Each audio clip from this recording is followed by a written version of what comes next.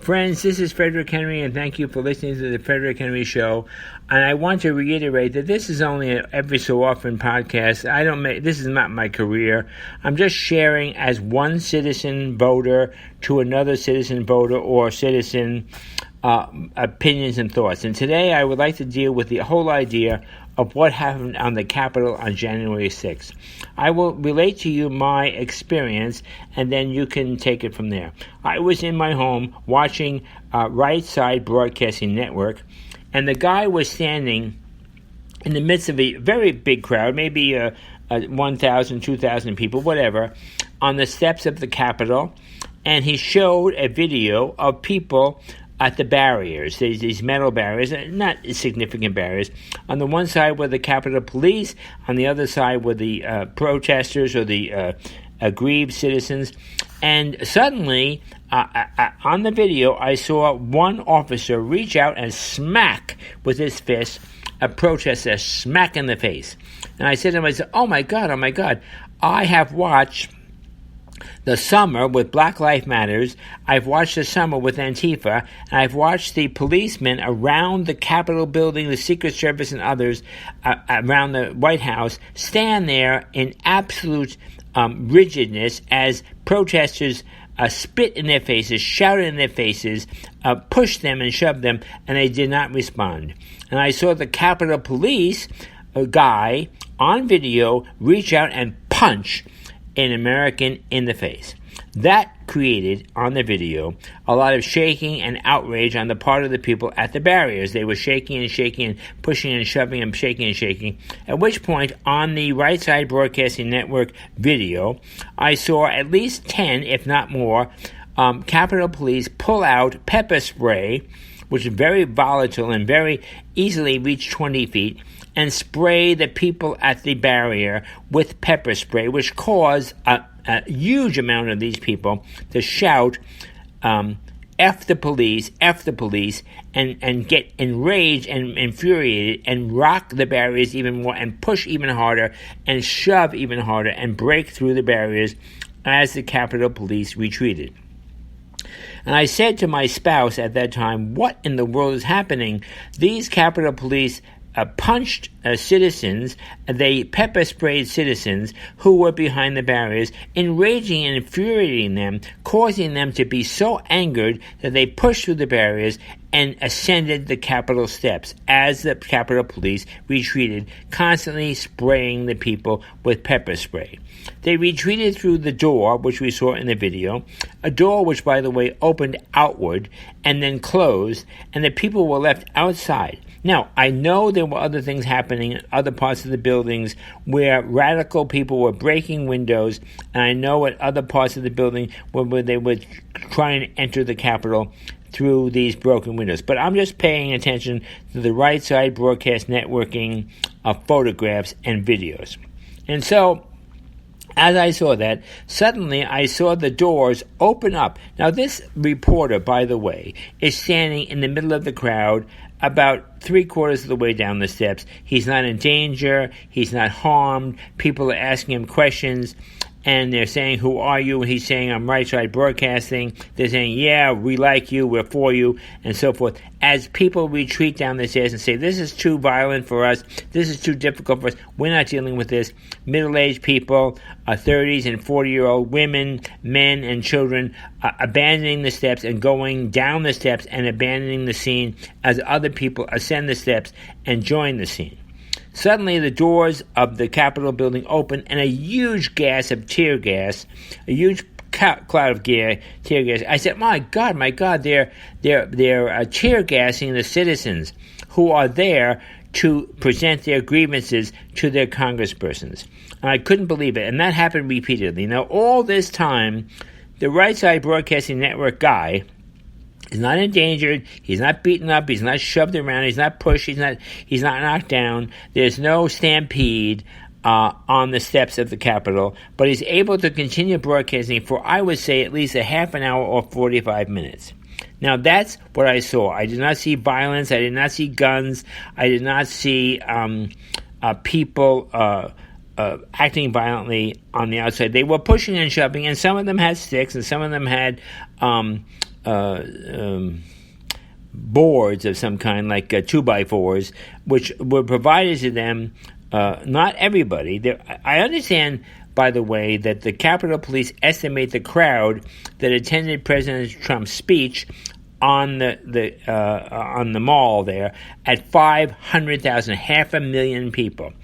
The scene at the Capitol was probably, and it started before the president's speech, was probably between 500 and 2,000 persons, in my estimation. I have no idea. But most of them were coming down the steps, abandoning the assault, abandoning the climbing of the walls, abandoning the breaking of the windows. As a matter of fact, in one scene, you see the crowd pulling off the persons who were attacking the windows, pulling off the people who were attacking the doors, pulling off and defending the Capitol building against the quote-unquote rioters.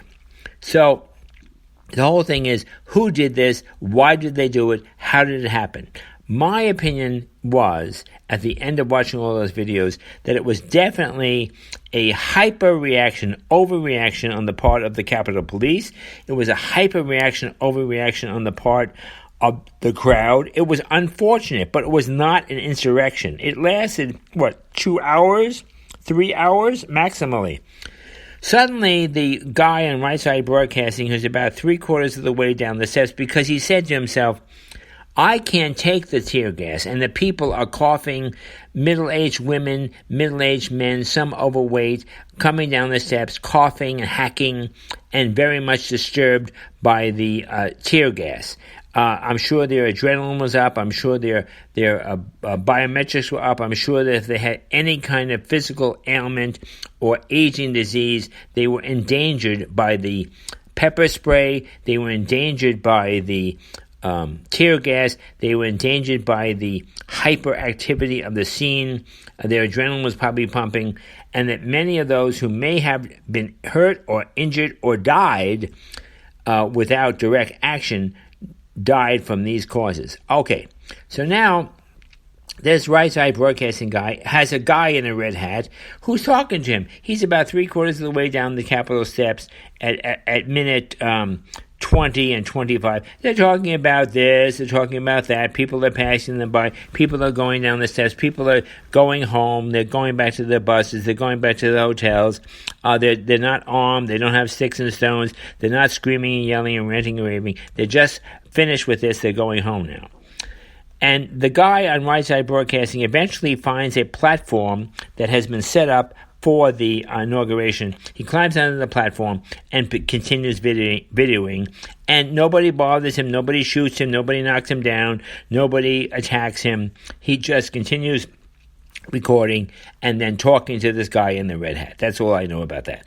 Meanwhile, from the MSNBC and other news organizations, I switch the channels, I see videos of the inside of the Capitol, people walking around with cell phones, taking pictures of themselves in front of statues, people milling around, wondering where they are going, Capitol Police on the inside guiding and directing them through the different rope barriers so they can enter and exit the building, and then I see a switch from inside the Senate chambers, inside the Congress chambers, the House of Representatives chambers, of representatives hiding behind their desks, hiding behind barriers, and Capitol Police fully armed with their weapons drawn and barricading the doors, pointing at the doors with drawn weapons.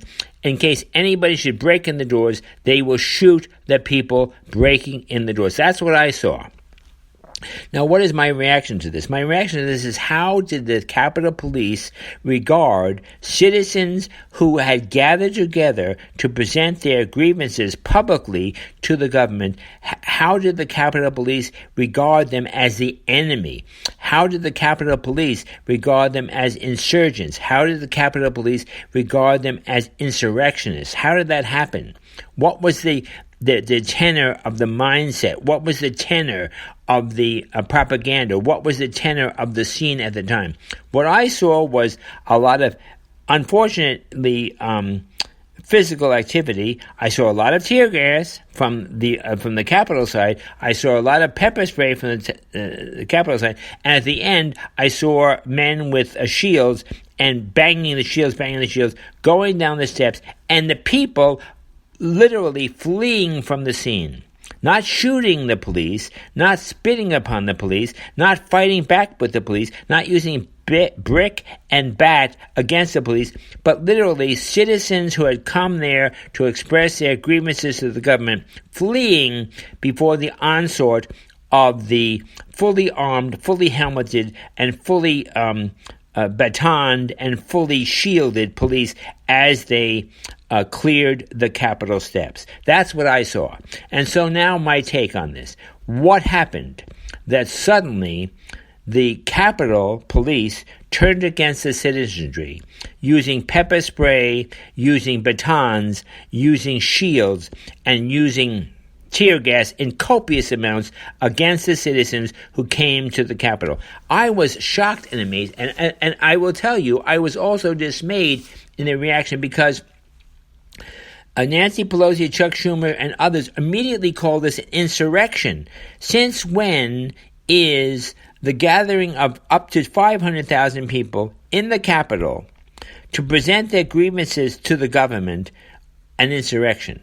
Since when is even the storming of the doors of the Capitol building, not the White House, not the Supreme Court, not the whole city, not burning down the whole city, not tearing down the whole infrastructure, not attacking people, shooting people, and beating up people, but trying to get into the Capitol to present their grievances? Since when is that action an insurrection? It is not an insurrection.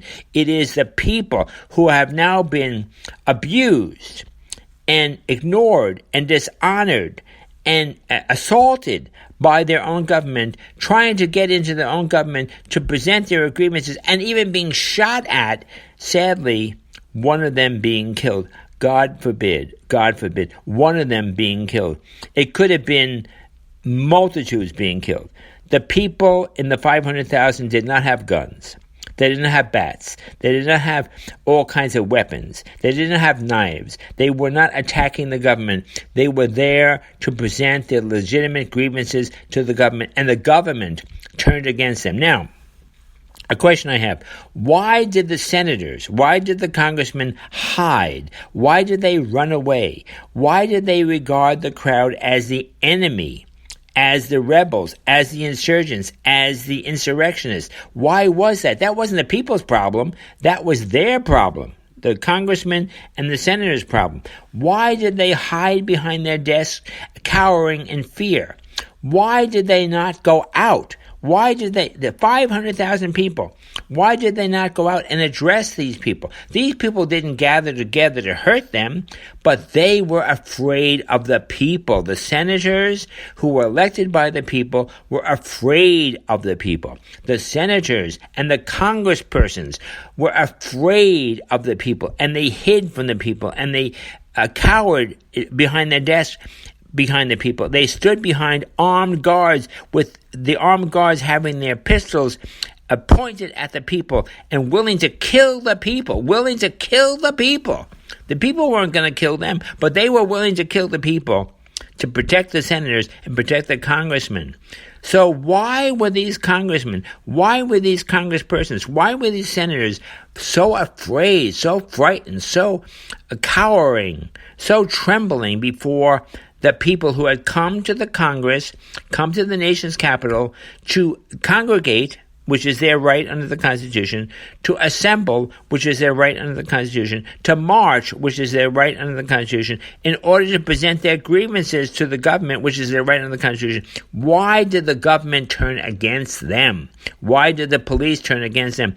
Why did the congressmen and senators? See, we're dealing with right now the Congress people covering up. We're having this thing, it's Trump's fault. And it's the people's fault. No, it's not the people's fault. The people didn't do anything. The people gathered together. The people assembled. The people publicly expressed their grievances to the government. The people marched, which is their right. The people went into their capital. They own the buildings. It's not that congressmen don't own the buildings. The senators don't own the buildings. The government doesn't own the buildings. The people own the government. And if 500,000 people were there, which